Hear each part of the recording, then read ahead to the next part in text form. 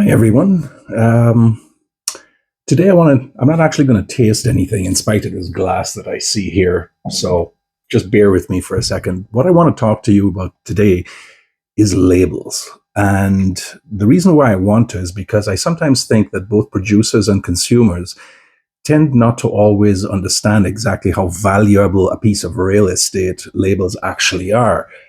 uh, we tend to just kind of like read them and pass on. But the truth is that they really are an enormously important piece of the rumiverse that we sometimes don't quite take for, perhaps we take it for granted. But for the most part, I think that they're extraordinarily useful pieces of work.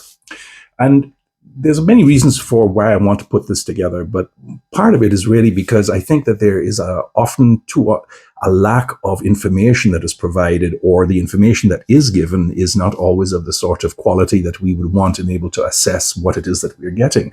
Because the truth of the matter is, whether we say we distrust or trust a particular brand or a producer or whatever, the truth is that we tend to take pretty much on faith that what is being provided on a label is actually what we're getting, and that isn't always the case.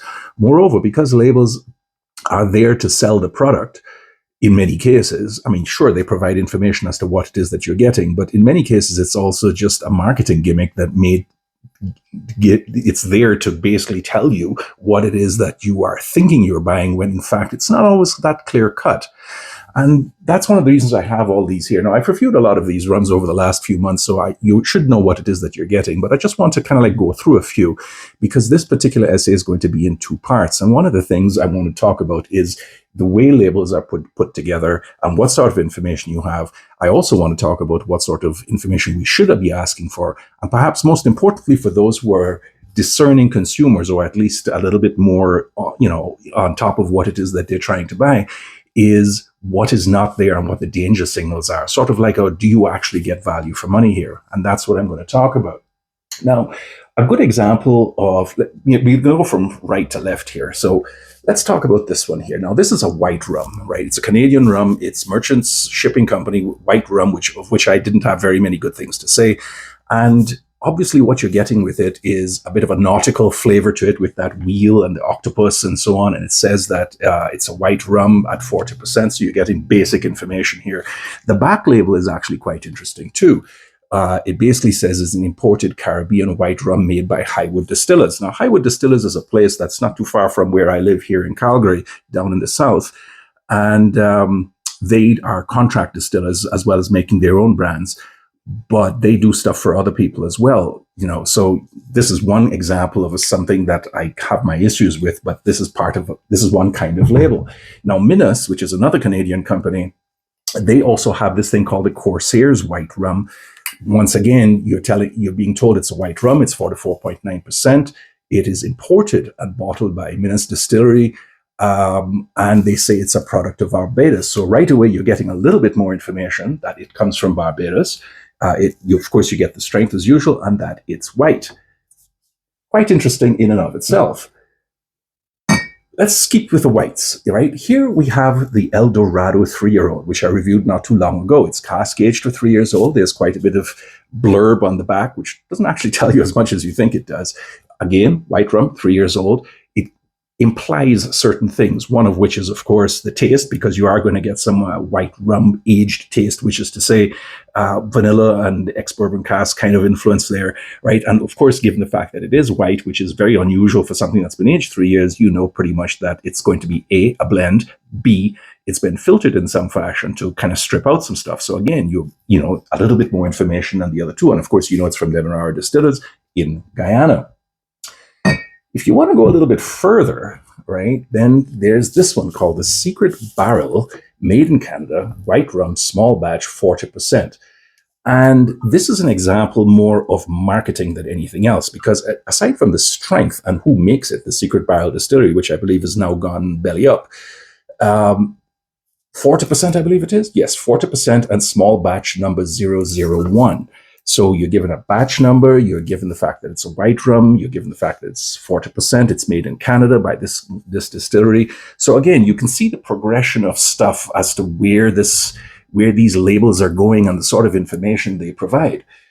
This, however, doesn't always give you everything that you want. A good example of stuff that you're not getting very much of is the Kirk and Sweeney 12 year, which is from the Dominican Republic, as far as I could tell, and it's been aged in barrels for 12 years, which is quite interesting in and of itself. And of course, it's 40%. It's done by 35 Maple Street and so on. So, in a sense, this tells you a little bit, but there are issues with this as well. All you basically know is that it's a Dominican a Dominican Republic rum, probably therefore made in the Spanish style, and that's 12 years old, and that's pretty much it aside from the strength. Is that enough? Some people will say it is, some people will say it's not, right? Another interesting idea that we have here is, of course, this one. Now, this is from the Scotch Malt Whisky Society. And the Scotch Malt Whisky Society, as we all know, has got its own little way of doing things. For example, they never tell you which distillery it is. They have these release numbers, which come from the whiskey world, where they never identify the distillery, but each distillery has its own number, 1 point this and 2 point that and 3 point that. In this case, the R, they call this the R 2.6. So the R stands for rum, and the 2.6 means it's the second distillery in the series of 1, 2, 3, 4, 5, and it's the sixth release or sixth barrel from that particular distillery. Beyond that, they actually do tell you quite a bit more. And this is a characteristic not so much of producers, but more of independent bottlers, because here they tell you, usually because it's a single cask, right, the date of distillation and the date of bottling. So when they say that this thing is a 14-year-old, you're pretty much taking it on faith that's absolutely true. And there's absolutely no reason to doubt it until there is, right? So it comes from Guyana, it comes from refilled barrels. It was distilled in June 2003, and it's a 14-year-old. It's bottle number 1 of 204. Beyond that, everything else is pretty much just marketing speak. You got to admire the fact that it's a very nice bottle. It's got that logo on it. It tells you what the strength is, of course, which is 51.3% in this particular case. And of course, they've always got these crazy tasting notes and this name that they got, which in this case is Banana Flambe. Independent bottlers tend to be a little bit more on the ball with this kind of thing. Yes, many of them have 3 tiers of products. So they have the cheap blends that are pretty much mass market stuff that basically provides cash flow. Then usually they have something that's a little bit more upscale, right, where they have a bit more of a limited edition kind of thing. And then they go to the single barrel offerings where you get the most information possible. Because of course, when you have a single barrel, you really always want to know when it was distilled, when it was bottled, how much what the outturn is, and of course you expect it almost as a matter of principle to be cask strength. It gives you sort of an idea of what you want from your label, right? There's one more wrinkle to this, and I want to just point this out because this is the Old Monk rum from India. Now, Old Monk in this particular case says that it's 12 years old. It's a gold reserve rum blended and bottled by so-and-so Minas, it's made in India. It's 42.8%, which is, of course, the old Imperial 75 proof and so on. And doesn't tell you which batch number it is. It doesn't tell you what the outturn is or anything like that. But it does actually have one other thing. And I'm trying to find where it is here. They do have the date of manufacture stenciled on the side here. I'm trying to find it on this damn label. I'm not actually seeing it, but I can tell you for sure that it's there.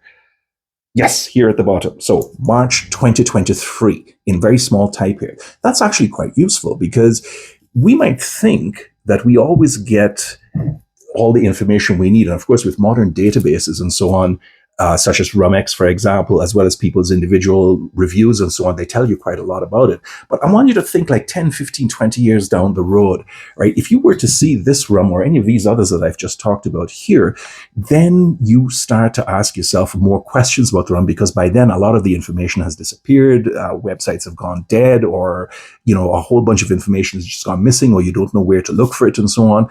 So to have something like that, manufacturing date is really quite interesting. Obviously, if it's been manufactured in 2023 and you subtract 12 years, well, then it was distilled in 2011. And that tends to help you a bit if you want to know something more about the rum itself.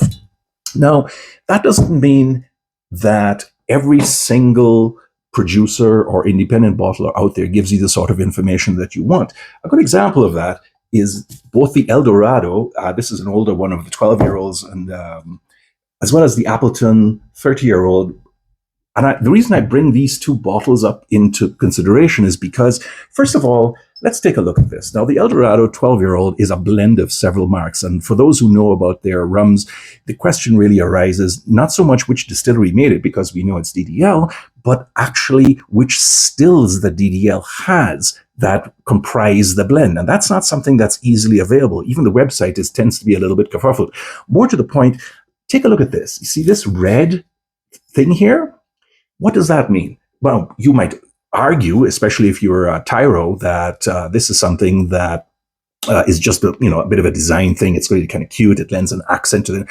It's more than that, though, because somewhere around 2022 or thereabouts, the blend changed and they stopped sweetening their rums quite as much as they had in the past.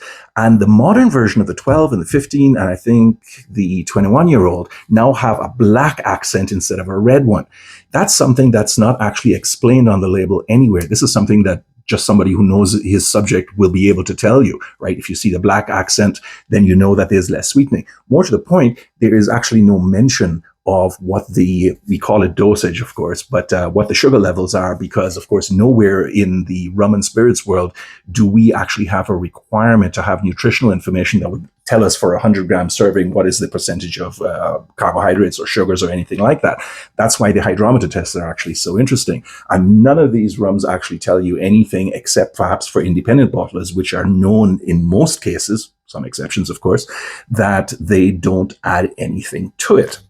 Right. So what makes this thing worth looking at is largely because of the faith and the trust that we have in the brand. El Dorado has never, ever had anybody say that there's a problem with their age statements. Their age statements are considered to be absolutely true. Whenever they say something is 12 or 15 or 14 or whatever the case is, right, we trust that because they've never been known to lie about it. On the other hand, right, they have never actually told you what the grams per liter of sugar or the dosage has been, or whether they add anything else to it. It took some digging around by various individuals to say, well, hang on a second, this is not absolutely true. And that's still something that's missing from a lot of places. Independent bottlers, again, tend to be a little bit more upfront about this. They say, nope, nothing's been added. It's not been chill filtered. It's not been this. It's not been that, right? So they tend to be a bit more providers of information of the sort that people might like to have. And the same goes for the Appleton, right? The reason I bring the Appleton 30 up for grabs here is largely because of what it doesn't tell us. What it isn't telling us is the date of distillation and the date of bottling, right? Now, we know it's a 30-year-old and it came out, I think this was just before I left to go abroad. So this would be around 2011, 2012.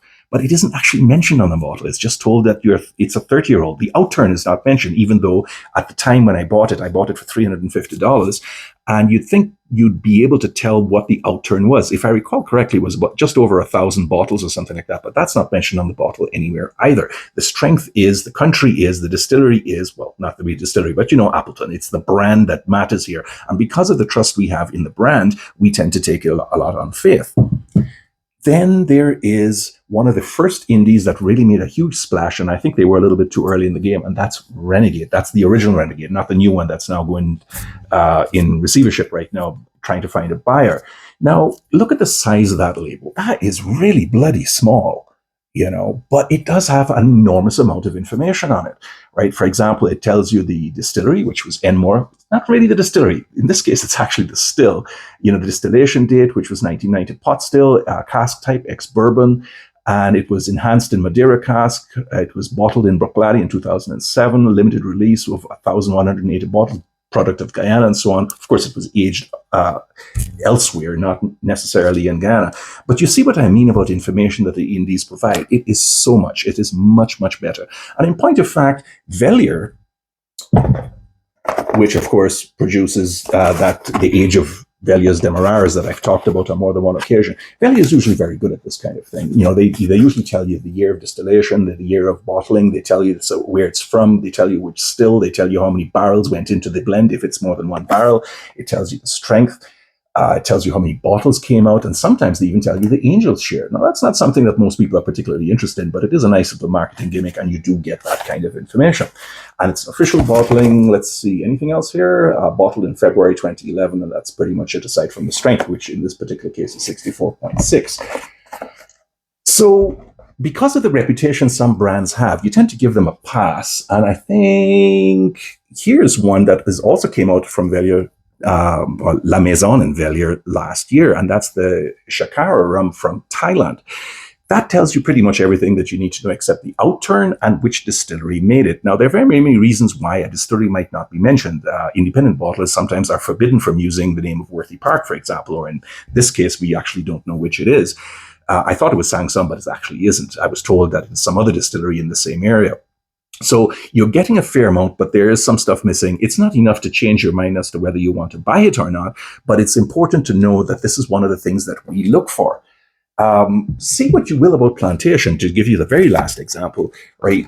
This actually has an enormous amount of information, right? It tells you where it's from. It tells you that it's a vintage collection. It tells you the strength. It tells you how many barrels. It tells you gives you some tasting notes, which is actually quite unusual. And of course, we know about plantation's double-aged thing, that they kind of like take rums that are matured in one place, or perhaps in bifurcated aging, tropical, continental, and then they take it to France and then they put some Madeira or other finishing on it, right? But the point is that there's a fair amount of information on such a thing that kind of like tries to enhance the sort of stuff that you're getting.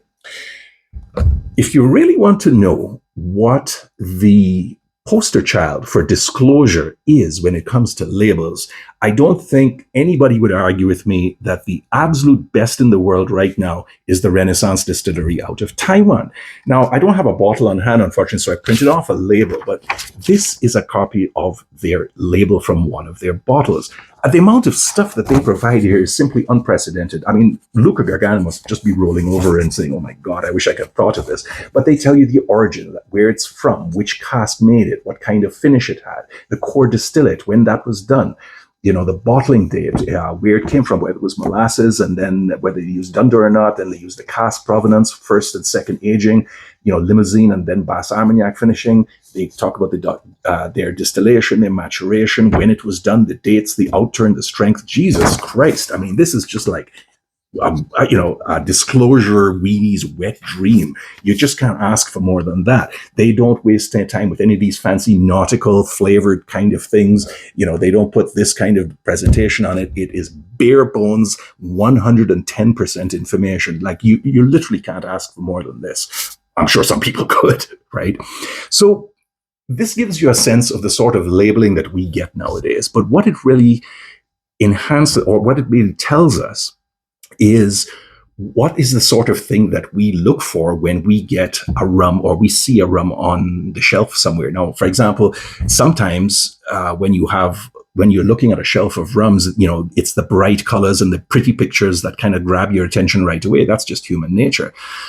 But I really want to emphasize the fact that usually it's the first point of contact, unless you know what you're going in for right ahead of time and you go straight there, buy that and get the fuck out again.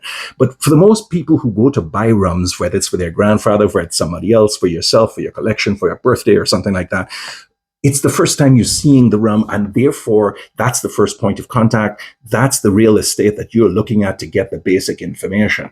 And by now, you should have a really good idea of what you're looking for, just looking at this series of labels. You're looking for the brand name, whether that is Corsairs or Kirk and Sweeney or Appleton or El Dorado or Veliers or whatever. It doesn't matter. You're looking for the brand name. Then you're looking for the distillery. You're looking for, within the distillery, what kind of still made it. It's not always important to everybody, but it's important to aficionados, so I include it for completeness. And of course, you must know the strength. I mean, if you don't have the strength, you're just wasting time. And if you think that all of this is irrelevant, I want to just draw your attention to that 1941 rum from Les Antilles that I reviewed not too long ago. I mean, that was just like unbelievable. It was supposedly, and you know, the source was kind of unknown. You didn't know what made it. You didn't know the strength of it because that wasn't given anywhere. And it had been through so many different countries. It started off in the Antilles, then it went to France, and then it went to Israel, then to Italy, then the UK, then I stored it in Denmark and finally drank it in Germany. I mean, it's just like, there's a lot going on there, right? But you're supposed to get the basic information here, and that basic information is actually quite important. Why? Because it allows you to assess the value for money. The older something is, the more you're usually being asked to pay for it, right? Whether if something is a limited edition, whether something's a special edition, a family reserve, for example, like St. Lucia Distillers used to like to put out, or even for that matter, the Floricaña's eco-friendly rums. There's a certain relevance to that, or the Equino rum from that is a blend of both Mauritius and Barbados rums. I mean, you want to know why it's relevant? Well, you have to know who Olaudah Equino is and why he's important in the abolitionist movement of the 18th century, and how important he was, in publishing his book that described what slavery was all about. That's what it is supposed to be like.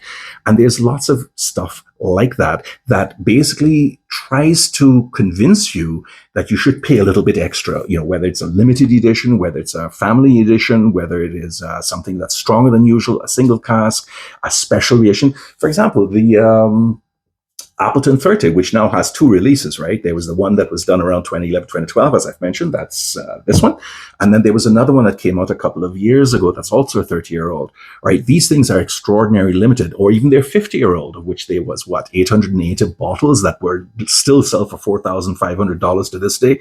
Now, when you're being asked to pay any kind of price that's above, let's say, $40, $50 or something like that, then you're within your rights to ask, what am I paying all this money for? And that's also the purpose of the label. That's why it's so important. The dates of, when it was made, how far back in time does it go? You expect, if you buy something that was made in the 1970s, you're probably going to be asked to pay a premium for that. If it is cask strength, of course, that's going to be more expensive. It has been aged for a long time. That's also the case if it has not been messed with or adulterated or filtered or anything like that, like many French rums and many other white rums actually are, not like these bottom feeders over here. Then again, there's a certain terroir and specialness about it that you're being asked to pay money for. This is actually really quite important, because otherwise you're being taken for a ride. And that has always been at the core of the trust issue, which I want to talk about some more in part 2. I'm going to wrap it up here for a moment, right? And just basically say, right, we've talked about labels a bit. We've looked at some labels of some brands that I've looked at not too long ago. And in part 2, I'm going to discuss more about the sort of things that we want to see, why some of them are enough or not enough. And most importantly, what are the danger signals? That's where I'm going to stop for now. Take care, everybody. Until next time. Bye-bye.